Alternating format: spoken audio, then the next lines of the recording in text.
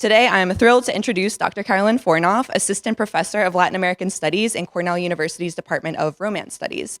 Dr. Fornoff's work explores cultural responses to environmental crisis in Latin America with particular focus on Mexico and Central America. Her research questions how art can be used to navigate or address complex issues such as climate change. Her new book, Subjunctive Aesthetics, Mexican Cultural Production in the Era of Climate Change, traces how contemporary filmmakers and writers in Mexico have shifted away from art's evidentiary function or its ability to prove environmental crisis and towards subjunctive registers of hypothesis and uncertainty that grapple with how the world could be imagined otherwise. During the 21st century, Mexico has escalated extractive concessions at the same time that it has positioned itself as an international leader in the fight against climate change. Cultural production emergent from this contradiction frames this impasse as a crisis of imagination. In Subjunctive Aesthetics, Dr. Fornoff studies how artists grapple with the threat that climate change and extractivist policies pose to Mexico's present and future, and how they rise to the challenge of envisioning alternative forms of territoriality or ways of being in relation to the environment through strategies ranging from rewriting to counterfactual speculation. So please join me in welcoming Dr. Carolyn Fornoff.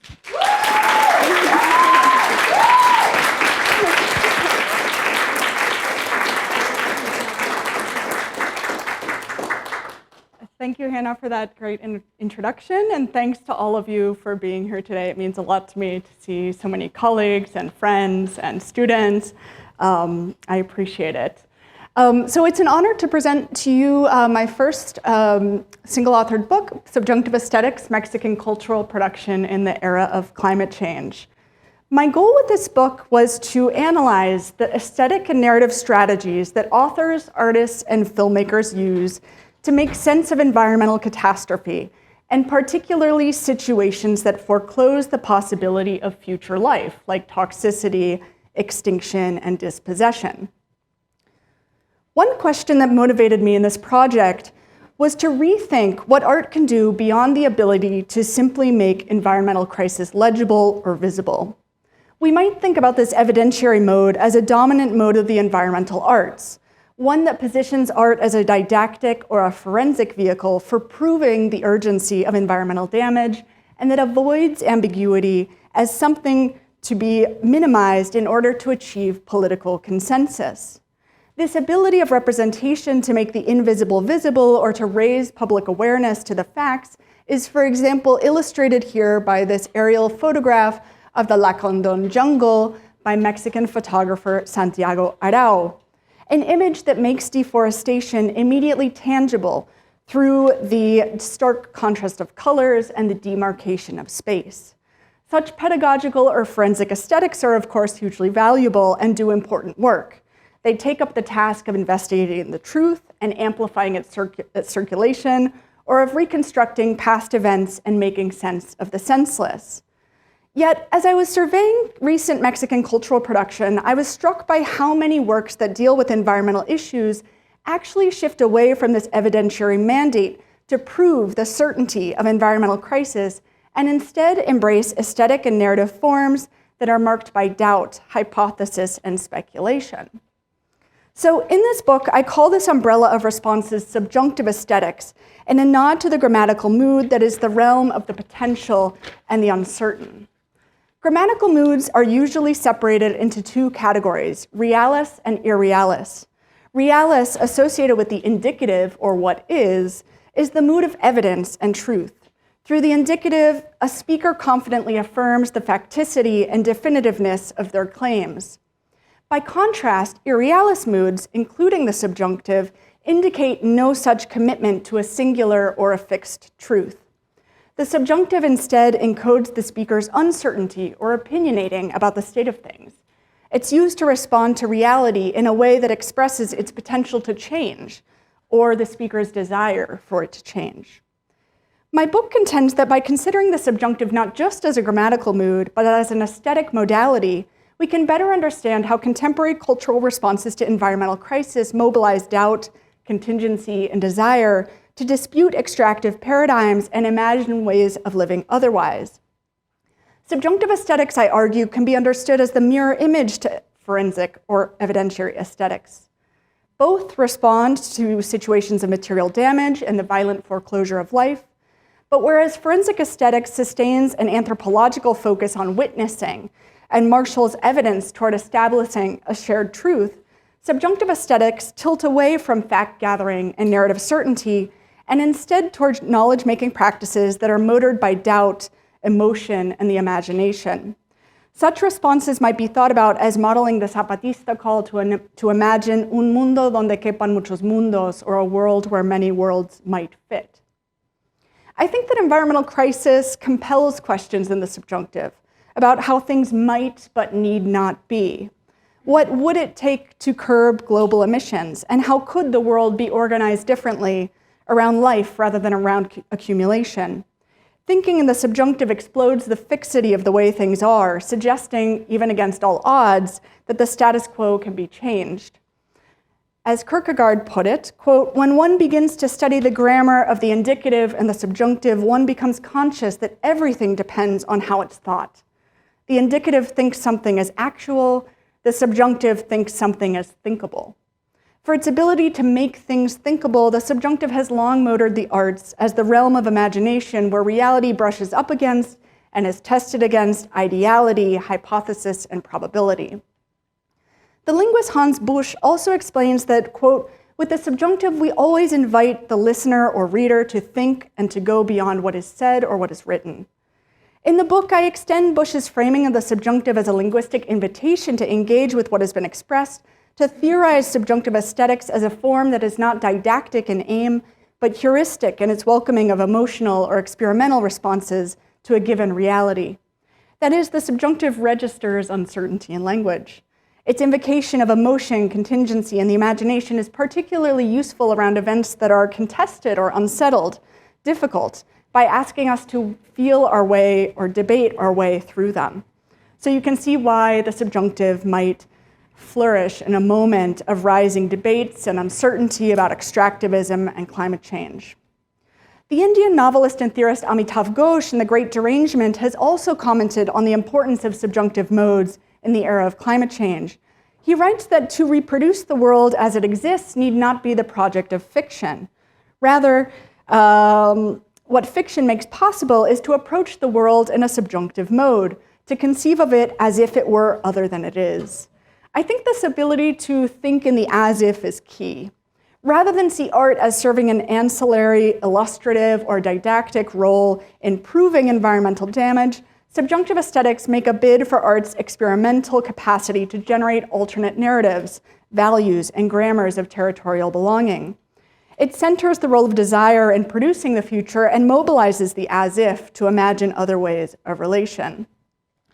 Precisely at a moment when the future seems to be predetermined, foreclosed by extractive capitalism, the subjunctive ability of art to make things thinkable enters to make those outcomes more propositional, to doubt them, fear them, opine or emote about them, and to concoct other possibilities. Yet, I want to stress that this imaginative potential always emerges from within concrete historical circumstances and modes of production. And here I turn back to the fact that the subjunctive grammatical mood got its name because of its placement in subjoined or subordinated clauses. The subjunctive often bridges two different subjects, appearing in the dependent clause in response to conditions imposed by the main clause. It thus models relationality, the way that subjects exist in reliance or subordination to one another. Extrapolated to the theorization of subjunctive aesthetics in the era of climate change, the subjunctive mood mirrors the way in which we're compelled to respond to pre-existing planetary conditions, phenomena put in motion by structures, be they economic or climatic, that supersede us. Our subordination to these determining structures indexes that regardless of how we might react to, negate, or wish the world were different, we cannot reinvent the earth. However, we can reinvent the way in which we relate to it and to one another. So, tethered to the reality of the Anthropocene, subjunctive aesthetics simultaneously index our dependency on the past and present, but also the possibility that we might reformulate our relationship with the more than human planet and conjure into being other futures. So to summarize, I used the term subjunctive aesthetics in the book to describe three intersecting trends in contemporary Mexican literature and visual art about ecological crisis. The first is a thematic concern with the foreclosure of the future by extractivist practices and carbon-intensive modernity, and the use of subjunctive rejoinders to contest the definitiveness of those foreclosures. Second, subjunctive aesthetics are less interested in evidence and more in imaginative potential. And third, like the subordinated structure of the subjunctive grammatical mood, subjunctive aesthetics register a state of subordination and entanglement with external factors, from the climatic to the economic. Ultimately, I argue that in a context in which extractivism is continually asserted across the political spectrum as the only possible path to economic well-being and collective well-being, the subjunctive ability of art to imagine the world otherwise becomes a key means by which to express alternative formulations of how the relationship with the planet should or could be. So in the book, I chart different manifestations of subjunctive aesthetics, and here's the table of contents.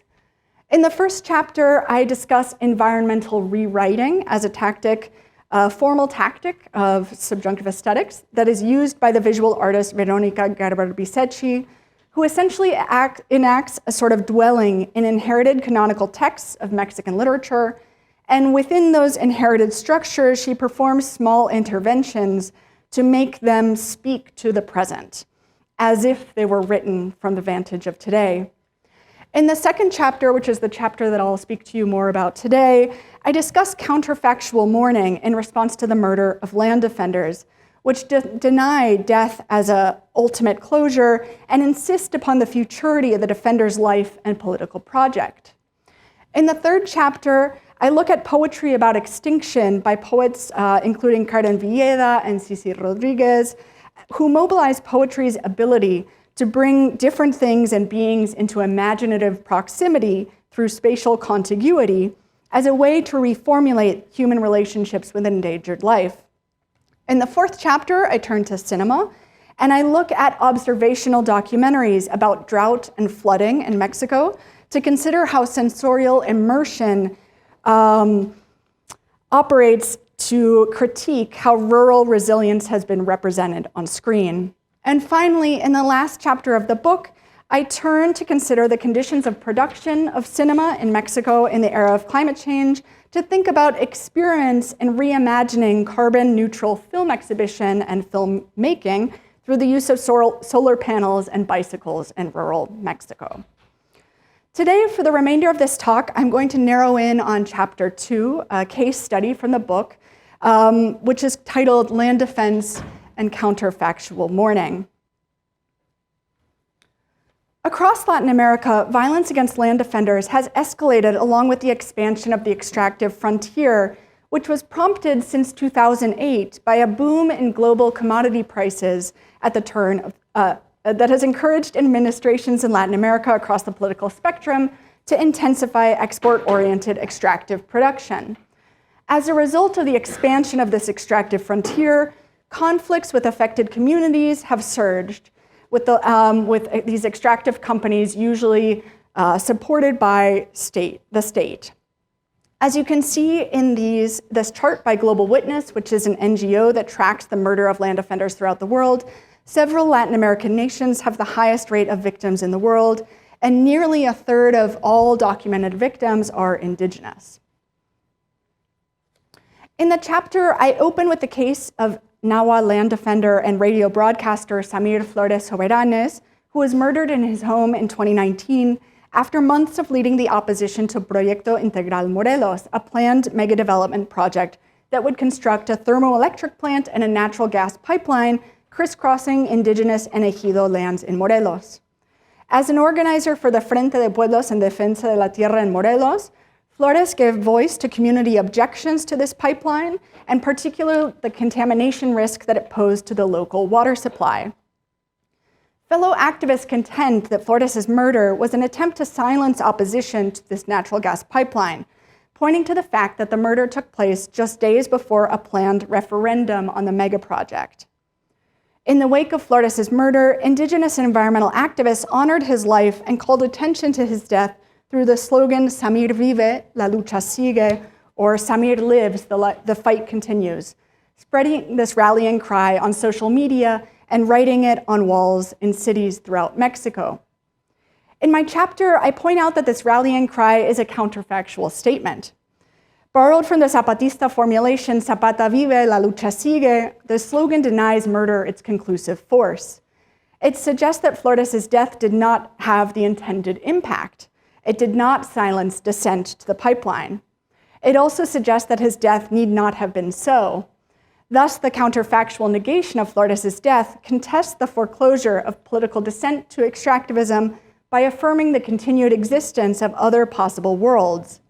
A world in which Samir Flores still lives, a world in which relations with territory are forged around consensus, relationality, and life, rather than around violent utilitarianism. So in the summer of 2021, walking around Mexico City, I began to notice Samir Vive graffitied and painted across the sides of buildings, and you can see it to the right there on that monument. These spectral traces of the dead in the realm of the living reinstate them as public figures. They interpolate passers-by in an invitation to relation. They usually crystallize around a delimited set of characteristics, right, which we can see here, right? The face, the name, and usually a simplified slogan.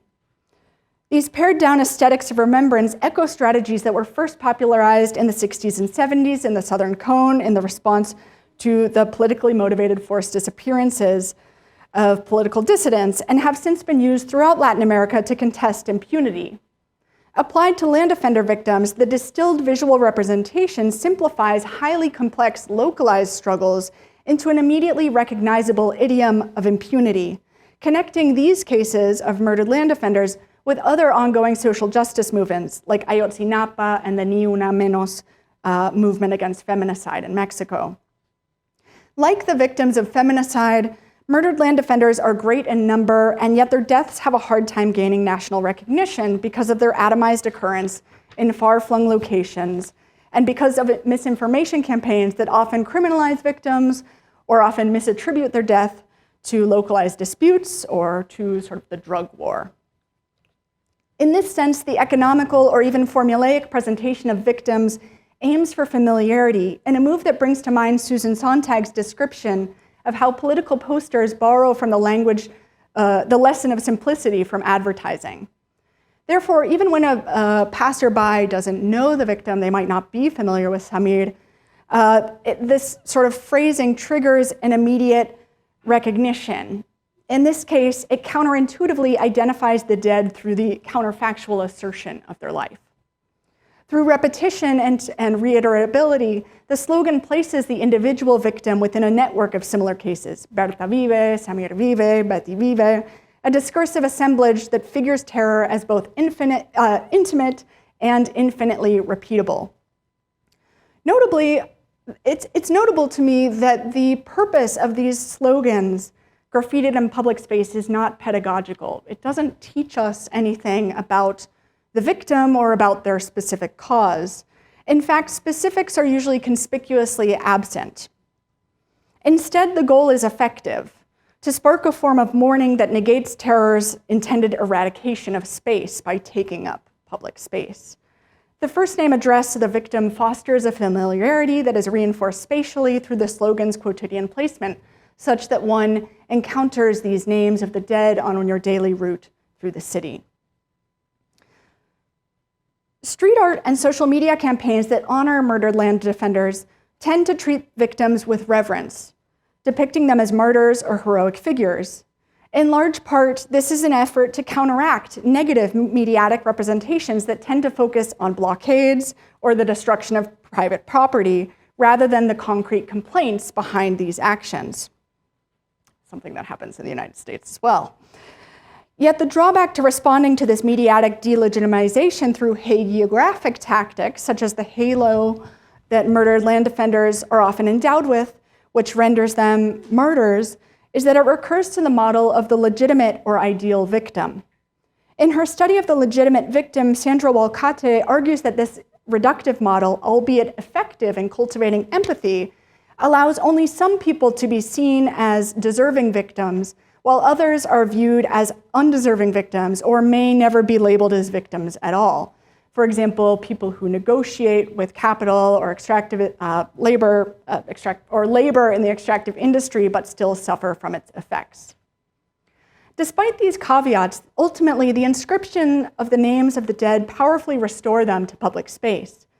Visual and discursive acts of counterfactual mourning, like those we see here, refer to death but deny it as such, rerouting back to life in a subjunctive expression of desire for how the world could have been or could still be, a world in which Samir lives. Counterfactual mourning embraces the hauntological, propelling the dead into the future through the continued affirmation of their life and the futurity of land defense. It affords the victim space in the collective imaginary, it asserts their vitality, and it acknowledges the public's responsibility to them in the political projects they died defending.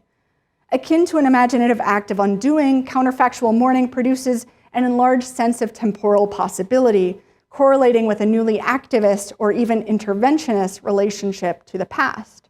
So just as ghosts disturb this separation of the living from the dead, so too does counterfactual mourning trouble the logic of extractivism by positing other ways of being in relation to the planet, embodied in the person who fought to make it a reality.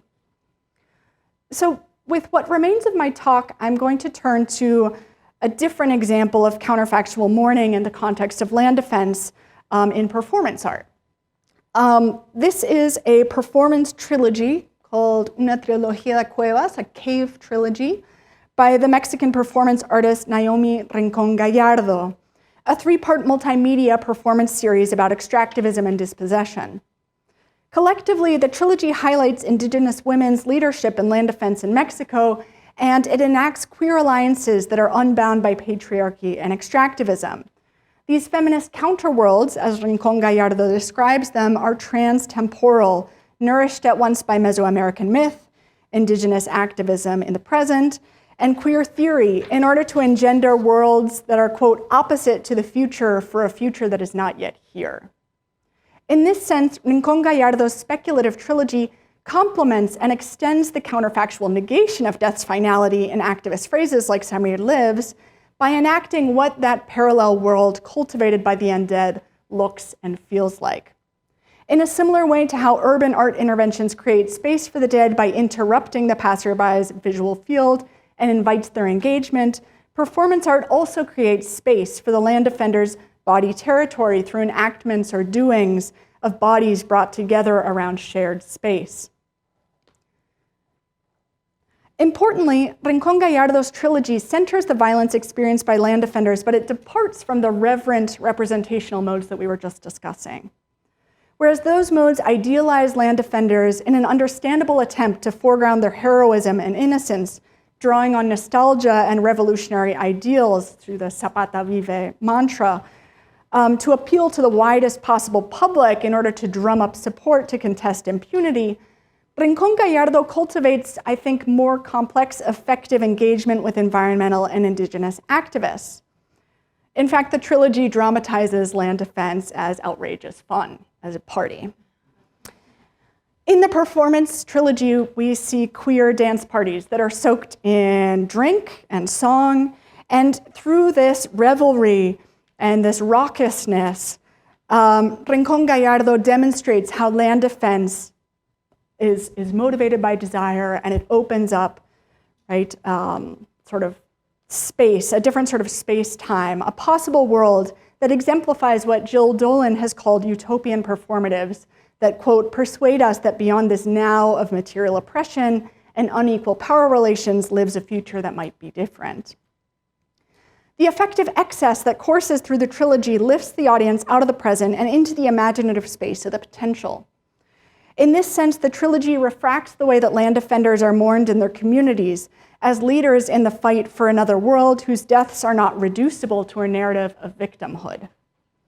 Rincón Gallardo's decision to center land defenders in her performance art while also shifting away from typical moralizing representational strategies, I argue, queers environmentalist art, offering a necessary corrective to the dominant forensic focus on violence, impunity, and death, and reorienting viewers back to the vitalist, life-building, world-affirming work that land defenders perform. I suggest in my book that Rincón Gallardo theorizes joy, gathering, desire, and partying as a feminist and queer means of surviving and flourishing in times of extractivist violence. The Cave Trilogy originated in Rincón Gallardo's desire to honor and mourn Betty Cariño, the guiding figure of the first episode, who you can see on the right-hand side.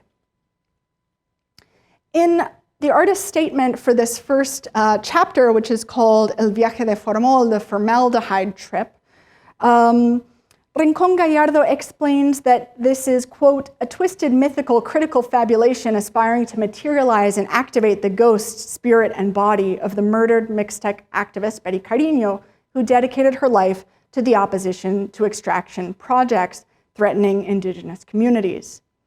El viaje de Formol follows the character of Betty Cariño as she travels through the underworld after her death, where she is cared for and cares for fellow female warriors, right? And you can see sort of the kitsch DIY aesthetic that Rincón Gallardo embodies or enacts in this performance piece. And she trains these fellow female warriors in techniques of resistance, sort of continuing to nurture this fight against dispossession even in death. In turn, these warriors then piece together Cariño's dismembered body and put it back together from where it floats into cosmic space in this act of feminist recomposition. Performance scholar Laura Gutierrez has pointed out that Rincón Gallardo's trilogy works in a parallel vein to Saidiya Hartman's critical fabulation. It's storytelling that strains to tell impossible histories. In her work about the lives of enslaved Black women, Hartman adopts this method because the historical record has obscured these stories. The impossibility of accessing them pushes Hartman to speculate about how these women's lives might have been if only she could fully imagine them. Just as Hartman indexes the transtemporal possibilities of this exercise, which brings the past into focus without reproducing the language of violence, Rincón Gallardo draws out the reparative possibilities of encounters among women warriors across time. And she does this by configuring Betty Cariño as another iteration of Coyolxauhqui, or the Aztec moon goddess, who was murdered by her brother for trying to claim power.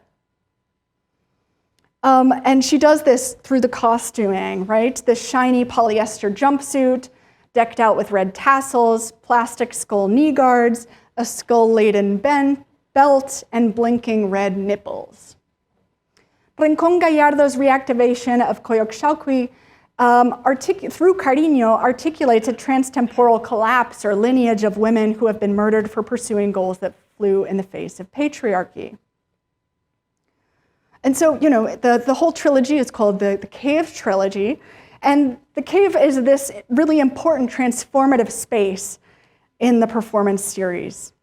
Associated with a female body's sexual pleasure and reproduction, as well as with the underworld and with sleep, in each episode, the cave is a central site of communion, refuge, and pleasure. In this sequence from El Viaje de Formol, after Cariño's body has disintegrated, a raucous punk concert in this vaginal cave of the underworld transforms into a queer orgy.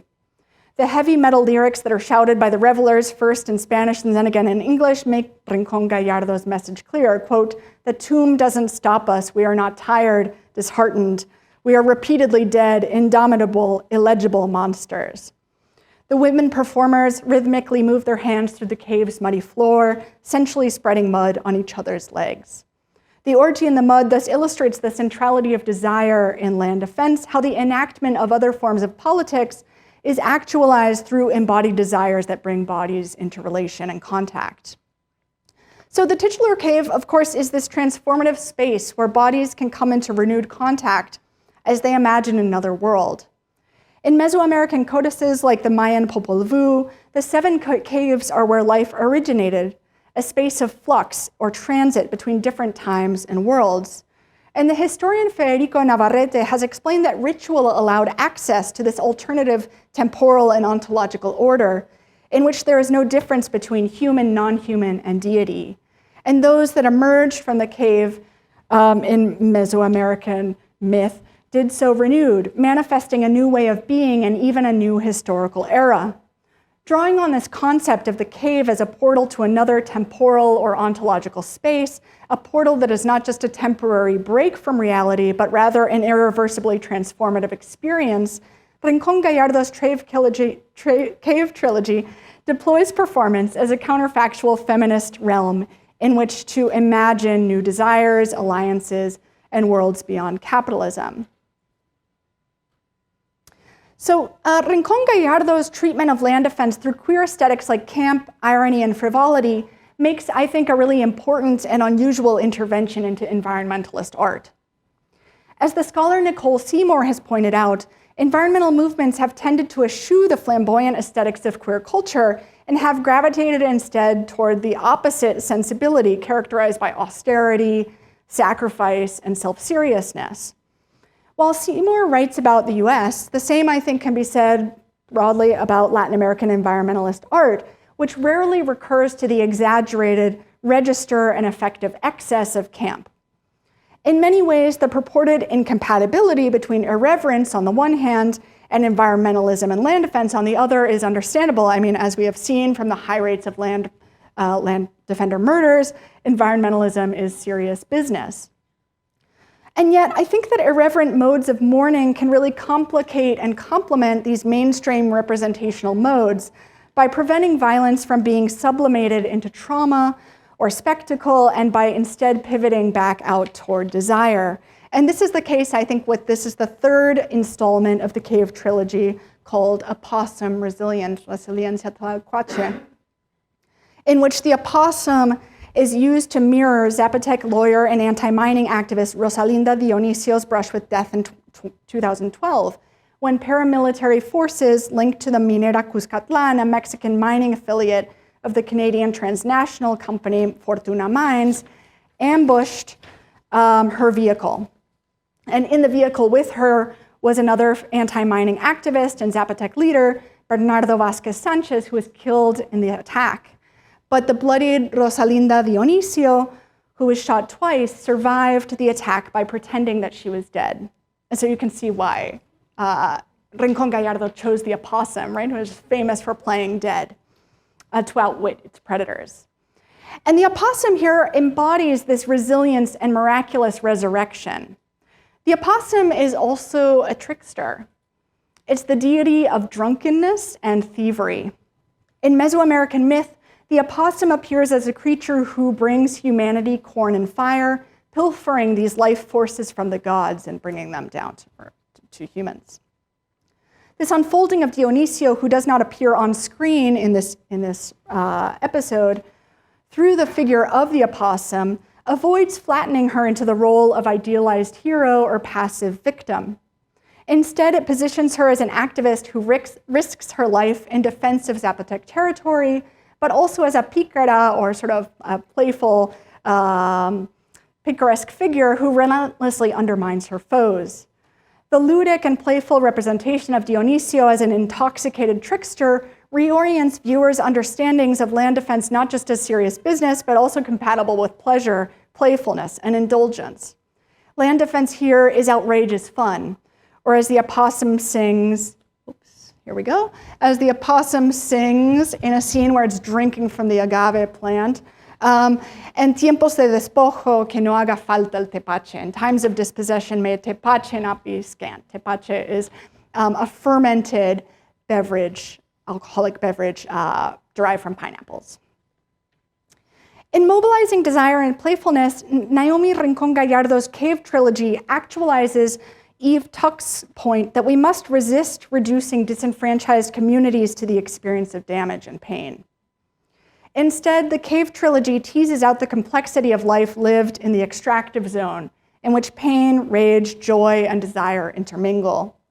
These affects animate land defense, revealing it to be a collaborative project that's sustained by dreams for a better future and memories of a shared past. Tuck elaborates on desire's qualities. Quote, desire is involved with the not yet and at times the not anymore. It has a ghostly remnant quality, not contained to the body, but still derived of the body. Desire is about longing. It's about a present that is enriched by both the past and the future. So following Tuck, desire is both speculative and hauntological. It's the discovery of possibilities, the charting of paths for future action, the embrace of alternatives over certainties, and the excess that courses alongside and throughout the experience of the real. So to conclude, If violence against land defenders is a strategy through which to forcibly impose extractivism as the only way of relating to land, a form of relating that forecloses others by contaminating water, eradicating habitats, and so on, counterfactual practices of mourning like Samir Vive and Rincón Gallardo's cave trilogy refuse that foreclosure as definitive and affirm the futurity of post-extractivist forms of inhabiting territory. I think that it's notable that counterfactual aesthetics of mourning do away with the evidentiary function that we so often associate with works about impunity. Perhaps this is because violence against land defenders is a trauma that is not confined to the past, but it's ongoing and constitutive of extractivist modernity. As a result, counterfactual practices of mourning are actually not usually oriented toward the state or the justice system at all, as is the case in the post-dictatorial context or even in other contexts of mourning in Mexico, like the Tlatelolco or Ayotzinapa massacres, which are sort of containable and thus redressable as events. The purpose of counterfactual mourning exceeds what the state can or is willing to do, and it exceeds the scope of any singular case or any individual case that might be brought to trial.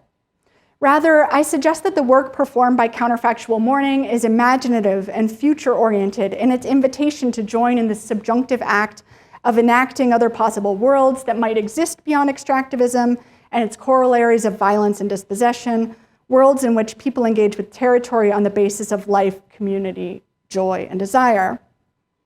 The succinct counterfactual assertion of life in the face of death in slogans like Samir Vive identifies that the stakes of public mourning lie not just in visibility or proof or the pursuit of justice, but in imagining a world that persists beyond extractivism, a counterfactual world where Samira Flores and Betty Carreño still live, a world sustained by those who keep their memory and desires alive.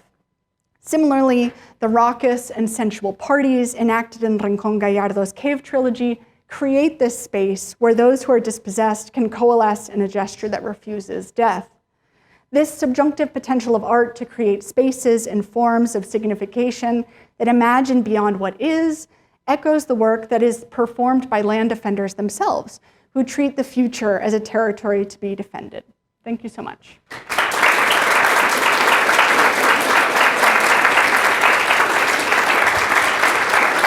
All right, thank you so much for that wonderful presentation. We're gonna open the room up to questions, both here in the room and on Zoom. So if you have a question, just raise your hand and I'll pass the mic on to you.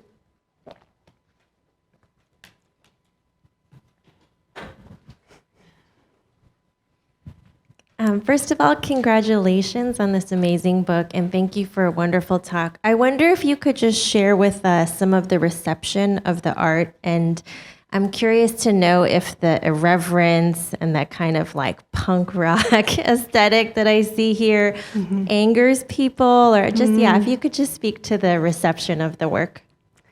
Yeah, I mean, I think that part of the reason I wanted to combine these two examples in this chapter is that they really speak to different publics. So, these performance pieces are typically only available to see in art museums, right? There are performance works that were recorded. The very first one debuted in SF MoMA. So if that gives you sort of an idea of the intended audience, or the original intended audience.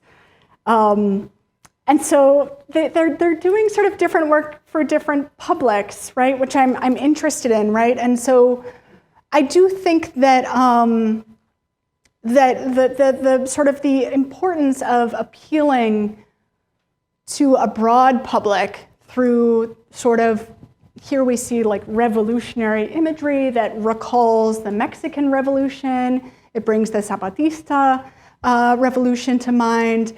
And it's doing sort of this work of amalgamating political issues into the figure of the singular land defender in a way that will help sort of a general public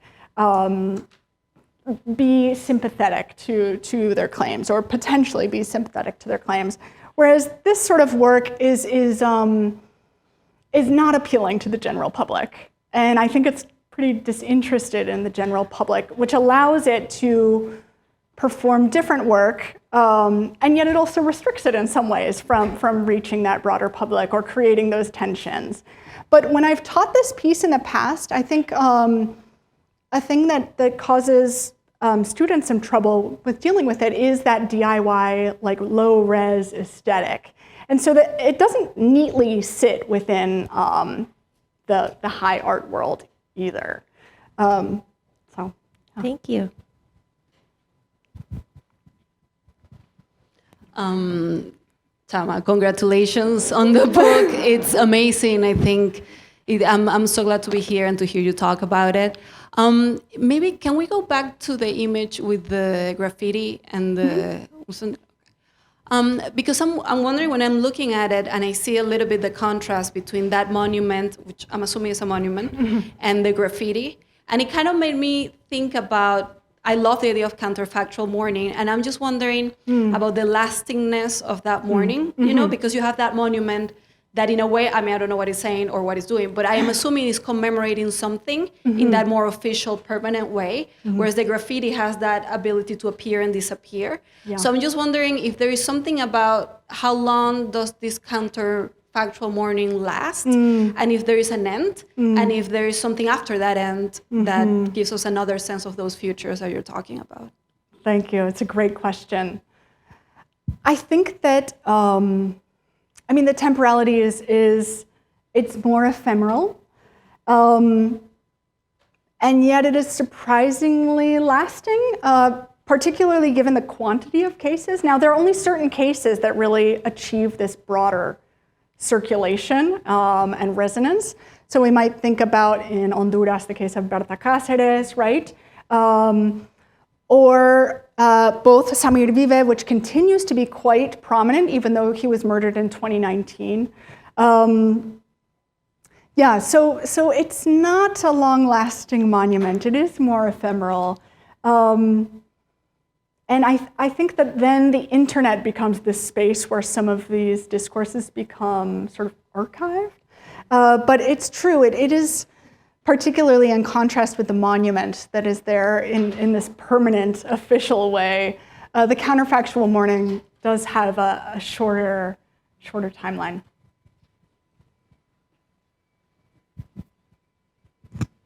Alif Mabruk, Caroline. That was so wonderful and so refreshing because I find evidentiary, pedagogical, environmental art so boring and it's just everywhere. Mike, I have a question which actually relates to the question was asked last. The relationship, the subjunctive capacity to grasp long time. So I'm thinking like, because environmental degradation and extractive is both like long in the making and also well last, like, you know, thinking of Rob Nixon's Slow Violence, right? Yeah. And the subjunctive capacity to grasp this kind of almost inhumane temporality of environmental degradation. And yeah, I'm so because it has itself also in the grammatical mode has a really different, interesting relationship to time and to the future. Yes. But environmental degradation has this like both long future and long past, this deep past. And so I was just curious in relation to that. And also congratulations. Thank you, thank you. Yeah, no, I mean, I'm totally obsessed with the question of time in environmental aesthetics. The first volume that I got a chance to co-edit is called Timescales, Ecological Temporalities in the, across disciplines. And I think that the subjunctive is doing something different. It's not so much interested in sort of collapsing timescales, although you might, like, I do suggest that in this piece there is this interest in sort of this radical collapse of timescales into sort of this mode of simultaneity. But the subjunctive as a grammatical mood and I think as an artistic mode is interested in sort of this departure from the now or this departure from the historical archive into sort of this other space, this space of the possible, and I'm not sure what's the temporality of the possible. I don't know. It's a great question. Thank you.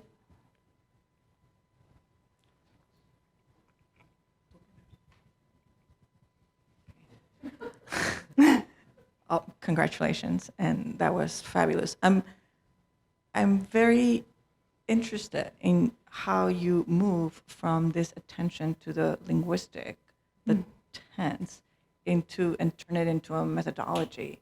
That is fascinating, and I really appreciate that. I wanted you to talk a little bit more about what you were saying here and what she just asked about the uses of the past, right? How these works are citing or reusing the past, even in this Amir Vive, it's it is just in that recycling and reusing the Zapatista slogan. And even though that is in Morelos, which makes sense, of course, as the homeland of Zapata, here in this piece, there's a collapse of different indigenous references, right? You talked about Maya, but the Coyushauqui is Aztec, and nothing to do with the present of the Zapotec people, right, who are at work here. So, what do you think about that use of a homogeneous indigeneity, of a collapsing of an indigenous past with the living people that are defending these territories? What do you think about those uses of the past? Yeah, I mean, it's certainly, there is something problematic, right, to the collapse of the particularity and the specificity of different indigenous cosmologies into this sort of idiom of speculative indigeneity, right, that this artist is interested in. And it's important to note that she is a mestiza artist as well, right? So she is not herself indigenous, which I think is telling. But I do think, so in that sense, I guess that she's in sort of that same lineage as folks equally problematic, perhaps, like Gloria Anzaldúa or and other Chicana thinkers who have turned back to Colecchaui, right, as sort of this figure of feminist undoing and repair. So yeah, I think that there is something problematic that is happening there, and honestly, like with these two, where there's the absence of the pedagogical. It's productive in many ways, but it's also problematic in others because there's a total erasure of what exactly who this person is, what are the specificities of their fight. And it sort of collapses the individual into this idiom of impunity. And so it's a risky move. I find it both generative and problematic.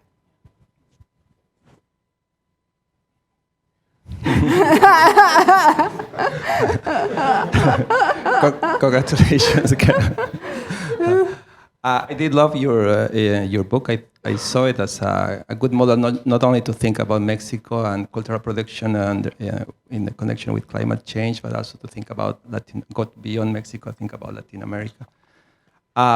One of the things that you mentioned at the beginning, you just quoted Amitav Ghosh, and in Ghosh, what he says, his indictment of realist fiction, the way that realist fiction has not really dealt with climate fiction, he says there is an exception which is not realistic, which is speculative fiction. Speculative fiction has dealt with climate change, with fiction, fantastic sci-fi, but he says, I'm not going to focus on that. I'm not going to concentrate on that. So, and when you talk about the possible, the subjunctive, it is also the speculative. And you say, some of these works speculate, but I'm trying to quote you, but you say something like, but I am not going to do speculative fiction, which is different from, for example, La Compañía seems to me a speculative fiction. Yeah.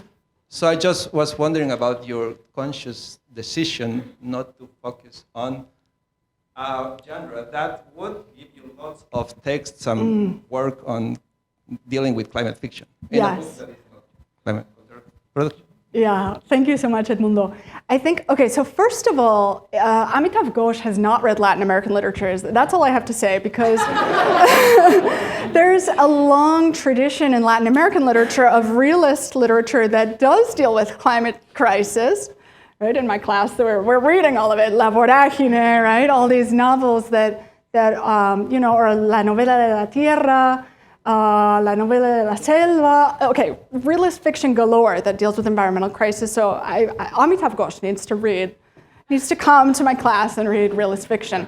But I confess that I began this project as a project about speculation, and then I decided it was too narrow, that the objects that I wanted to talk about were not always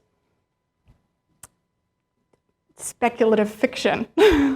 And so as a sort of a means of expanding the project and thinking beyond the limitations of genre, because I think you can say that this is speculative fiction, but I wasn't sure how exactly to make that case. So I was thinking, instead of putting them into a genre, why not talk about what they're doing, which is, to me, activating the subjunctive mode. And I think that forms across multiple forms of cultural production can activate the subjunctive mode without necessarily being in that speculative genre. But yes, it is this sort of this thing that I deal with in the introduction, where I say the subjunctive encompasses the speculative, but it also goes beyond the speculative.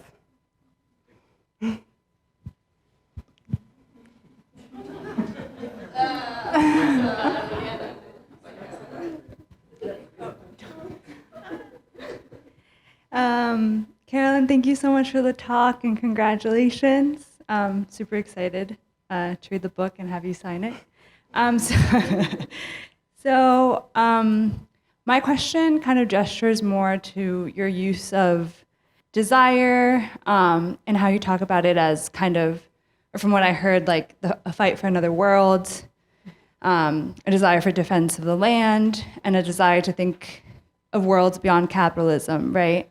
And then I was thinking about, like the erotic in land art desire, and thinking of the artist's work, of Naomi's work, and her performance, and kind of reflecting on previous works of art, like in the land art genre, like Ana Mendieta, and how she does a lot of work, like nude work, where she's directly kind of interacting or encountering the land, and also thinking about, I forget this artist's name, but like A Walk on the Land, where he like walks barefoot. That's his performance, just walking barefoot on the land. So I was kind of curious as to how you would read the costumes in these performances, if it's sort of like because you also talked about queering environmental art and kind of interrupting the gaze. So thinking about how this is queering environmental art in such a way, like queering the tradition of environmental art through the use of costumes, and kind of an interruption of the gaze on on the body, like directly like on the body and its interactions with the land. I don't know. I'm just curious as to how you read, the use of costumes and like engagement with the land in this work. Yes, yeah. I think that, the costumes are a key part of this trilogy, and they're all these DIY sort of recycled materials. So we see like the plastic water jugs on her head as part of her headdress, and this insulation tube. Each episode has this nahual or animal spirit, right? It's the axolotl, the hummingbird, and the opossum. And they're, Rincon Gallardo herself dons these costumes. And they all have this sort of like paper mache, like thrown together, DIY aesthetic. And she's talked a lot about how she's inspired by B movies from the 80s and 90s, of like these really trashy, like sci-fi films. And so in that way, right, it's like very different from sort of the like somber walking barefoot or nude repose in the land, which is, equally valid, like forms of thinking about body territory together, or like the human body is not separate from but integrated into the landscape. But yeah, it's doing something more irreverent that I find refreshing. Carolyn, congratulations, Chama. When you mention the subjunctive mode, you also say words as possibility, as alternative realities. And I was thinking about other term that came to my mind, utopia, which is a term that I find a lot in conversations about the climate crisis, environmental issues nowadays. So how do you relate to that term, to utopia? Do you find it useful, productive? How does the subjunctive mode relate to utopianism?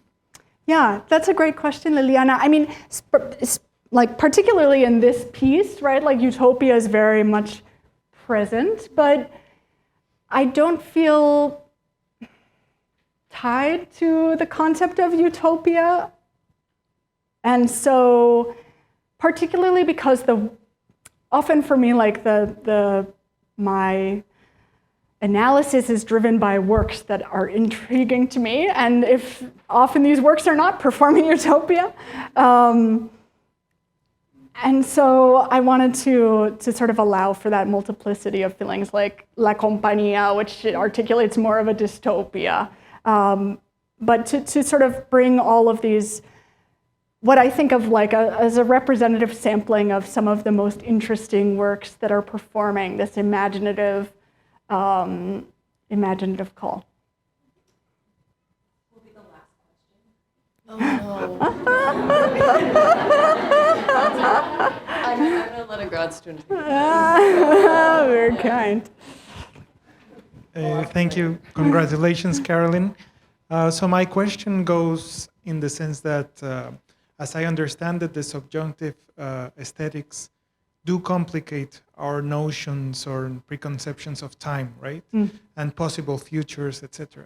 But since these works are grounded, pun intended or not, in the land itself, in the territory, the landscape, I was wondering if you also see in the works that you analyze a complication of space itself. And for example, if there is a idealized vision of the land or the landscape, or if you find there to be a complication of the notion of space as much as there is one of time.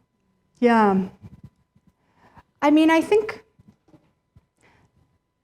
definitely there are copious, abundant environmentalist artworks that idealize space. And I'm thinking of my fourth chapter, the rural resilience film, where I look at films like Cuates de Australia, which is this observational documentary about the desert, where the gaze, I sort of take that film to task for promoting a gaze that's romanticized of sort of rural hostility and of rural resilience in the face of rural hostility, the hostility of drought.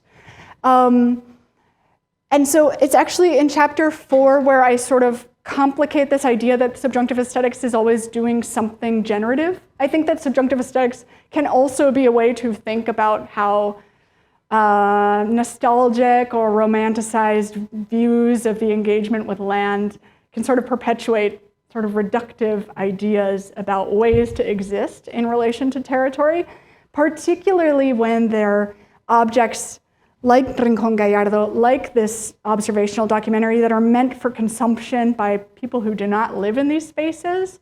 And so I talk in that chapter about the reception of some of these art house observational documentaries by global North audiences, who then sort of get this idea that, oh, okay, it's really hostile, drought is worsening, but these people are surviving, And so in that chapter, I sort of think about some of the potential problems and pitfalls of the sensorial immersion in the idealized landscape.